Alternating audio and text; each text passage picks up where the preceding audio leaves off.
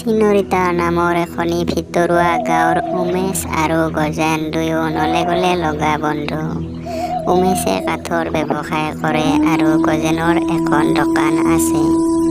উমেশৰ একমাত্ৰ পুত্ৰ ৰবীন আৰু গজেনৰ একমাত্ৰ ছোৱালী মালা দুয়ো একেলগে খেলা-ধূলা কৰি ডাঙৰ দীঘল হ'ল। সৰুতে খেলৰ লগৰীয়া ডাঙৰ হৈ ৰবীনৰ জীৱন সংগিনী হোৱাৰ কথা মনতে পুহি ৰাখিছিল মালাই। এদিন তাই ৰবীনক নিজৰ মনৰ কথা খুলি ক'লে, কিন্তু ৰবীনে মালাক ভাল পোৱাৰ দৃষ্টিৰে কেতিয়াও চোৱাই নাছিল বুলি ক'লে আৰু সি যে মাধুৰী নামৰ ছোৱালী এজনীক ভাল পায় সেই কথাও ক'লে। ৰবীনৰ কথাত মালাই বৰ কষ্ট পালে আৰু ৰবীনক কেতিয়াও দেখা নকৰাৰ সিদ্ধান্ত ল'লে। এটা সময়ত মালাক চাবলৈ ল'ৰা আহিল। মালাইও কোনো অসন্তোষ নকৰাকৈ বিয়া হ'বলৈ মান্তি হ'ল। ল'ৰাটো অৱশ্যে বেয়া নহয়। ঘৰখনৰ একমাত্ৰ সন্তান। দেউতাক 2 বছৰ আগতে ঢুকাইছে।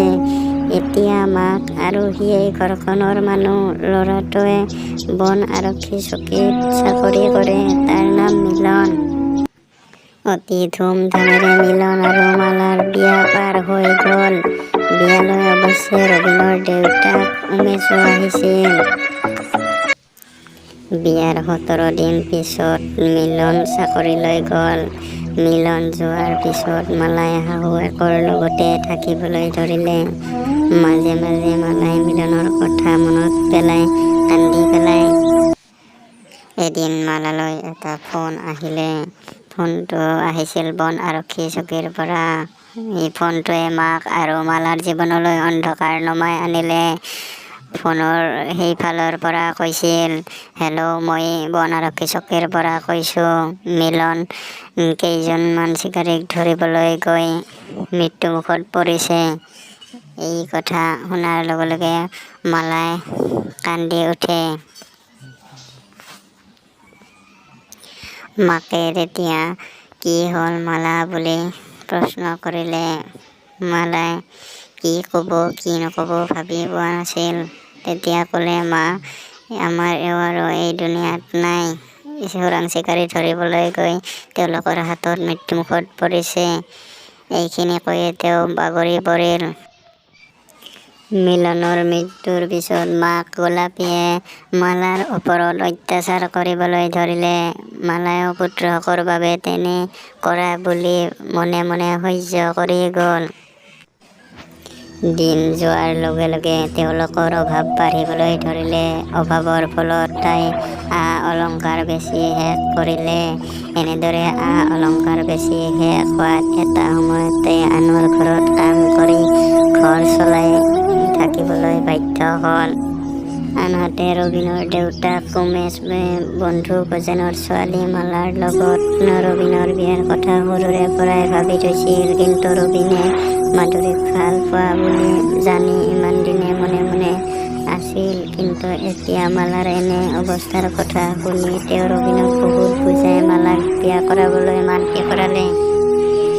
এদিন এই প্ৰস্তাৱ লৈ ৰবীনৰ দেউতাকে মালাৰ দেউতাকক আৰু মাকক লগ ধৰিলে। এই খবৰটোত মালাৰ দেউতাক অতি আনন্দিত হ'ল। কাৰণ মালাৰ মাকে মালাৰ দুৰৱস্থাৰ কথা কৈ কৈ নিতৌ উচুপি থাকে আৰু এইদৰে উচুপি থকাৰ ফলত মাক দিনে দিনে ৰুগীয়া হৈ গৈ আছে। মৃত্যুৰ আগতে মালাৰ সুখ দেখিলে মাকেও শান্তিত মৰিব পাৰে। এদিন এই প্ৰস্তাৱ মালাৰ আগত দেউতাকে উত্থাপন কৰিলে। কিন্তু মালাই মান্তি নহ'ল।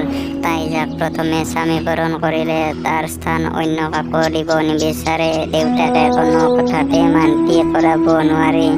অৱশেষত ৰুগীয়া মাকৰ প্ৰবল ইচ্ছাৰ কথা ক'লে। মাকৰ কথা কোৱাত তাই মান্তি হ'বলৈ বাধ্য হ'ল। নিৰ্দিষ্ট দিন বাৰ চাই বিয়াৰ দিন ধাৰ্য কৰা হ'ল।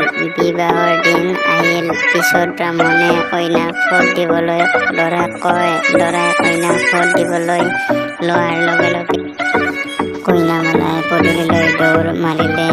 কিছু সময়ৰ পিছত স্বামী মিলনৰ হাতত ধৰি মালা আগুৱাই আহিল। সেই পৰিস্থিতিয়ে সকলোকে আচৰিত কৰি তুলিলে।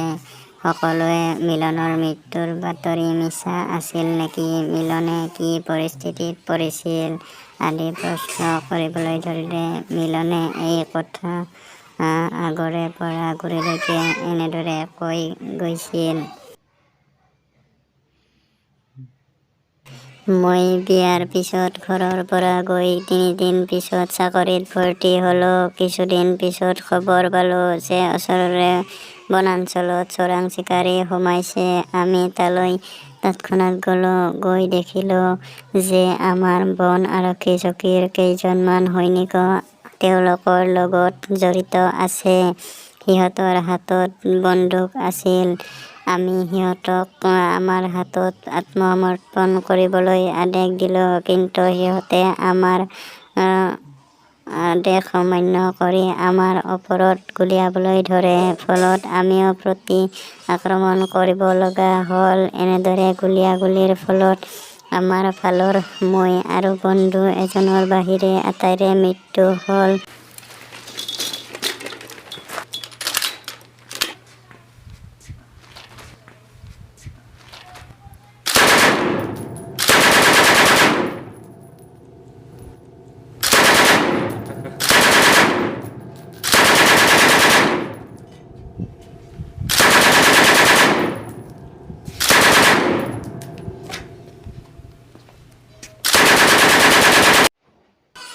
আনহাতে তেওঁলোকৰ ফালৰো 2জন চিকাৰীৰ থিতাতে মৃত্যু হয়। এনেদৰে বহু সময় ধৰি গুলী চালনাৰ পিছত তেওঁলোক পলাই যাবলৈ সক্ষম হয়। অৱশ্যে তেওঁলোকক প্ৰতিৰোধ কৰিবলৈ আমাৰ শক্তিও কমি আহিছিল। সিহঁত যোৱাৰ পিছত আমি দুয়ো বন্ধুৱে চিকাৰী 2জনৰ মুখ আৰু শৰীৰটো চিনি নোপোৱা কৰিলোঁ আৰু তেতিয়াই বন আৰক্ষী চকীলৈ নিবলৈ সিদ্ধান্ত কৰিলোঁ আৰু তেতিয়াই বন আৰক্ষী চকীলৈ নোযোৱাৰ সিদ্ধান্ত ল'লোঁ। তাৰ পিছত আমাৰ দুয়োজনৰ কাপোৰখিনি সিহঁত দুয়োটাকে পিন্ধাই দি আমি তেওঁলোকৰ কাপোৰখিনি পিন্ধি ল'লোঁ, যাতে সকলোৱে আমাৰ সকলোৰে মৃত্যু হোৱা বুলি ভাবে।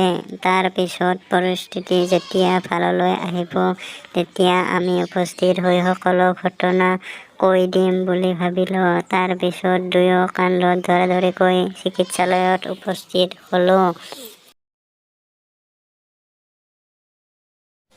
প্ৰায় 5-6 মাহমান আমি চিকিৎসালয়তে থাকিলোঁ। তাৰ পিছত সম্পূৰ্ণ সুস্থ হৈ আৰক্ষী চকীত উপস্থিত হ'লোঁ। আমাক দুয়োকো দেখি সকলো আচৰিত হ'ল।